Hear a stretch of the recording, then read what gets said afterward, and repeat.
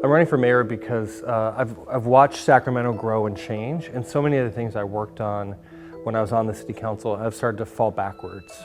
Our cost of living has gone up, our homelessness situation is worse, and a lot of people don't feel safe. And raising two kids, it's really important to me that we send a message that we all have a role in fixing the city. It's our city, it's our future, and I don't want to sit on the sidelines. I know how government works. I was very successful on the city council in getting stuff done, and I want to be able to do that for the whole city. Homelessness and cost of living are intertwined, but homelessness is one word for 1,000 different problems. Mental health issues, drug and alcohol issues, poverty, and I think what we really need is a systems approach. We have to look at what's working. We've received historic amounts of investment from the state and our local coffers into these problems, but they just seem to get worse and worse every day. And I think we have to step back and see what's working and what's not. But the biggest challenge I think we have as a region is we don't have a regional plan around housing and housing affordability, housing finance. We have to lower the barriers for housing production, and we have to find a way to regionally, our 6-county region, put together a plan to draw down our fair share of state and federal dollars. We haven't been getting our fair share of state and federal dollars. Ever since redevelopment went away about 11 years ago, we used to get dedicated affordable housing money, and we just don't, and we're not competing well. So I'd like to make sure that our legislative delegation, the state, and the federal delegation, Congresswoman Matsui, Congressman Barra, we need to give them a plan so they can fund it. And then we can be so much more effective and not just creating a tent camp, which is, to be honest, a lot of times a dead end because people aren't finding placements. We have to have housing for them to go to. If people don't feel safe, they don't want to raise their families here, they don't want to open a business here, and they certainly don't want to visit. And I think the issue of crime across the city is real.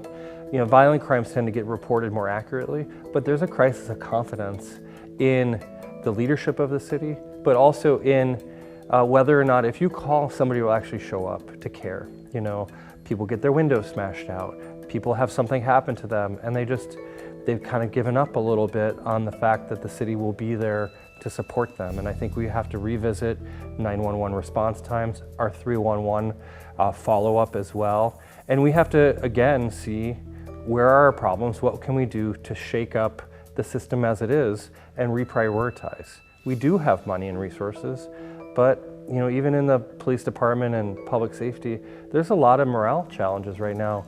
We've done our best as a city to evolve around training, around how we approach complicated situations. But I think too, we're not keeping our best officers, we're not keeping our best city employees. Our park workers, which are frankly on the forefront of a lot of challenges related to crime, homelessness, they're some of the worst paid employees in the entire city.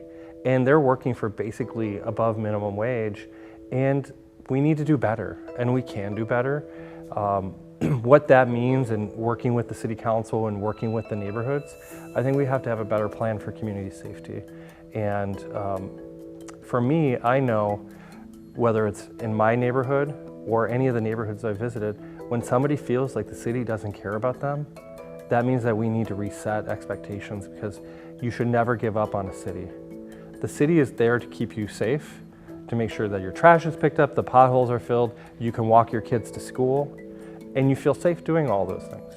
And it just seems like the public is frustrated and doesn't believe us anymore. And we've got to do our best to get back to where we were. The thing that makes this race really unique is there's no clear favorite. And for me, I know how the city government works. I was very successful under the system, working with the city manager, working with the city staff to deliver projects, the Museum of Science and Curiosity, to arts projects, to all kinds of neighborhood improvements, from stop signs to big things. And I really want to make sure that as the voters focus on this race, they pick somebody who can do the job and wants the job, not just somebody who's kind of looking for their next thing or who doesn't know how government works. Because in the end, you have to really love cities like I do to be a great mayor.